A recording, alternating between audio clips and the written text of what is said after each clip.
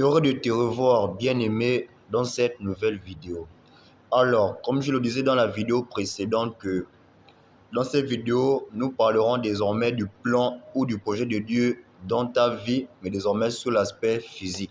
Car la vidéo précédente parlait du projet ou du plan de Dieu dans ta vie, mais sur l'aspect spirituel. D'abord, écoutons ce que dit la parole. Ainsi dit l'Éternel dans le livre de Matthieu, chapitre 6, à partir du verset 30 à 33. Ne vous inquiétez donc point et ne dites pas que mangerons-nous, que boirons-nous, de quoi serons-nous vêtus, car toutes ces choses, ce sont les païens qui les recherchent. Votre Père céleste sait que vous en avez besoin. Cherchez premièrement le royaume et la justice de Dieu, et toutes ces choses vous seront données par-dessus. Ne vous inquiétez donc pas du lendemain, car le lendemain aura soin de lui-même. À chaque jour suffit sa peine. Bien-aimé, comme je le disais, le projet de Dieu pour ta vie sur l'aspect physique, c'est que tu sois un homme, que tu sois une femme, que tu puisses réussir dans toutes tes entreprises, comme nous le dit Josué, chapitre 1, du verset 8, que observe ma parole nuit et jour et tu réussiras dans toutes tes entreprises. Le projet de Dieu dans ta vie, c'est que tu sois marié et non célibataire, que tu enfantes, que tu multiplies et que tu ne sois non stérile. En un mot, que tu sois accompli et non désaccompli. Car bien aimé, si tu vis les choses contraires de ce que je viens de dire, c'est que sur l'aspect physique, tant même que même l'aspect spirituel, tu n'es ni la paix ni le bonheur, c'est que vraiment tu es mort.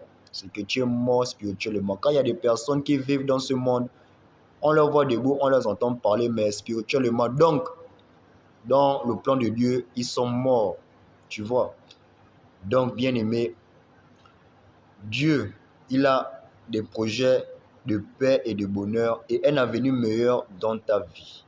Mais pour cela, il faut que, par Jésus-Christ, tu puisses avoir le billet afin de recevoir ces bénédictions et ces grâces. Et comme je le disais, le péché, pour moi, le péché en cette génération est une bombe nucléaire pour un enfant de Dieu.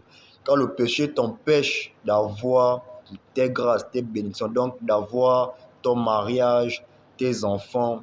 En fait, tu vois quoi? Que tu sois dans le bonheur, le péché pour un enfant de Dieu est un obstacle. C'est pourquoi l'une des meilleures formules pour sortir du péché, c'est d'avoir ou de vivre une vie de sainteté, donc la sanctification. Comme nous le dit 1 Thessaloniciens du chapitre 14, que chercher la sanctification. C'est en menant une vie de sainteté que Dieu, même son esprit, viendra même encore vivre avec toi. Cela sera quand même un plus et quelque chose de meilleur dans ta vie. Et cela t'accordera simplement en un mot, un avenir et de l'espérance. Donc, bien-aimé, Dieu t'aime. Il m'aime, il t'aime. Il ne veut pas te voir dans la situation à laquelle tu es en ce moment. Car il aimerait simplement que tu prennes conscience de son amour et de ta bonté. Car si tu es ce que tu es aujourd'hui, certes tu vis la réalité, mais ce n'est pas la vérité. Car la réalité, c'est comme tu vis aujourd'hui, tu es peut-être fonctionnaire et tu es marié, c'est vrai. Mais la vérité, c'est que ton âme soit sauvée, que tu reçoives le salut. Voici la vérité et voici le projet ultime de Dieu pour ta vie. Prends conscience car les temps qui arrivent seront très graves. Que Dieu te bénisse. Ciao. Je reviens bientôt, il m'a chargé de vous le dire. C'est plus le temps de tout, c'est le moment de